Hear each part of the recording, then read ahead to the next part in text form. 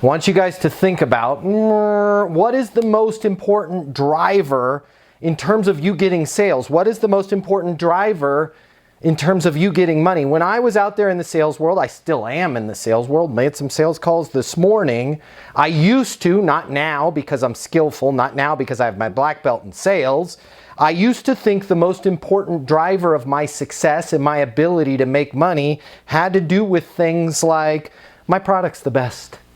I've got the best product out there. My territory is the best. East Coast, West Coast, y'all can have Duluth. I got the rest of the country. My territory's the best. The economy is good, right? Good economy. I'm going to surf the wave and make some money. How many calls I make? Hope you guys are making a lot of calls, as am I, okay? That's a good driver. It's not the most important. I used to think, do they have budget? Do I know their budget?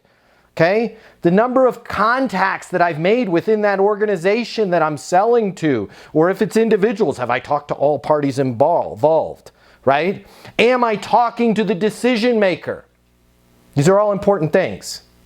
They're not even close to the most important driver in your ability to make sales and make income. The most important driver for you guys to be able to get closes, to be able to make money in sales, is your ability to assess if the problem is big enough so that the person goes, the cost of making a change outweighs the cost of doing the same thing.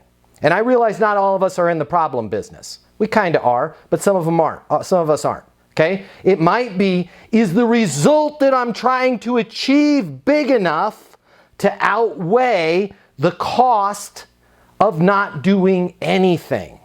And this is something that gets glossed over time and time again, okay? And we talk about this in the monetization course at Easton University, but you guys have to slow down and learn this.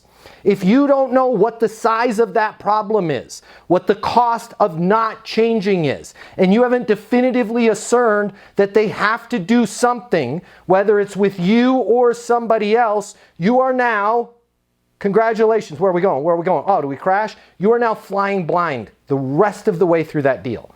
And it is very difficult, once you're flying blind, it's very difficult to take the blinders off. Because if you get a long way down that sales road blind, and here's what you need to understand. You can still, for sure, you can still close the deal. If you don't know, if you can't assess the cost of change, if you can't assess if solving this problem is worth even changing, for sure you can close the deal. Because your prospect does, right? So the deal's going to close if they understand it. But if you don't understand it, you're flying blind, okay?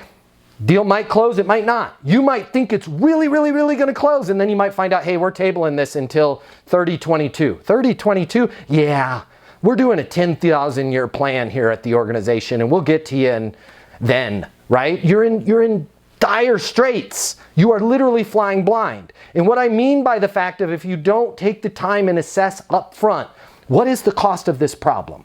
What is the opportunity of this result they want to achieve? It is extremely difficult. Please try, but it's still extremely difficult for you to figure it out in the end because you've already sent them a proposal. And once you send them a proposal, once you put pricing in front of them, when you start to talk about, hey, what's it costing you guys not to have the app right now? They assume that everything coming out of this general area of your face is just made up gobbledygook to try and justify your price.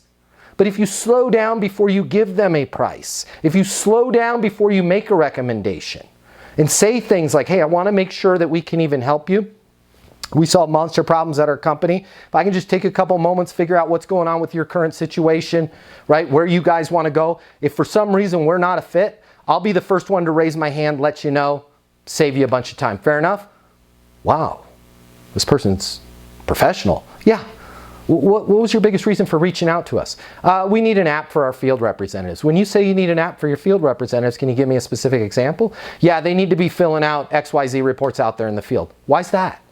Right? Now you might deal with people that need to fill out those reports in the field all the time, and every fiber in your being is like, I can help you with that. We help 10 companies with that. That's actually our specialty.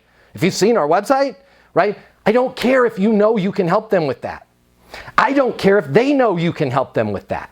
Here's what I care about. I care about you guys slowing the hell down enough to go, why do you need it out in the field? Oh my God, we lost 2 associates last month.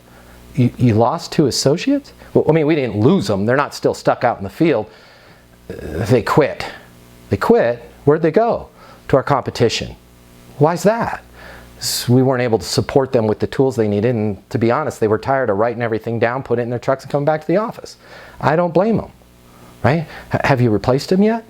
Now you're starting to understand, holy smacks!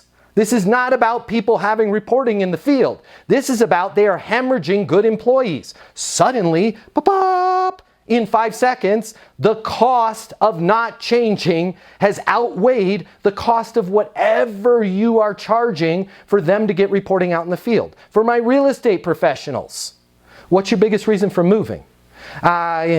We need something different. With these mortgage rates, right? They need something different. Just out of curiosity, when you say you need something different, talk to me. What's going on? Beth. Who's Beth? Beth's my neighbor across the street. I'm either going to go to prison if I see Beth again, or I'm going to lose my mind. I don't care what it costs me. I have to be away from this woman. When you say you got to be away from this woman, talk to me. What's going on? She's banging on my door every other day. She's putting signs out in her yard every other week. She makes noise. Her kid plays, I think it's an electric clarinet. I didn't even know they existed that. It's all I can hear. I got to get the hell out of here. Oh my God. Seems like a complete disaster. When you say you got to get the hell out of there, what's kind of your ideal scene? Talk to me about what's going on there. Right? You guys, it doesn't matter what you're selling. If you slow down in the beginning and can assess, okay, what is this problem they're trying to solve? What's the cost of solving it? What's the outcome they're trying to achieve? What's that going to do to change their life? And here's the really freaking cool thing, okay? When you learn how to do this skillfully, and I'm more than happy to help you today on this, when you learn how to do this skillfully, suddenly 97% more opportunities come your way. Why? Only 3% of the opportunities, and I'm talking inbound opportunities, not cold calls, only 3% of them have gone through this cathartic experience in their head and know exactly that this problem is so big, I cannot afford to continue to go without solving it. Know that Beth is such a pain in the ass that I don't care what it costs me, 8% or 80%. I can't live next door to that woman. Only 3% of the people you're talking to are at that. 97% are like, I'm feeling some discomfort. Think we should improve. I think we need an app. And if you can slow down in the beginning and talk to them, why do you think you need an app? We got to have our guys in the field, right? Can you help us with that? Absolutely. Just out of curiosity, why do you say your team in the field needs reporting, right? Slow down and figure that out. Otherwise, you're flying blind. Does that make sense?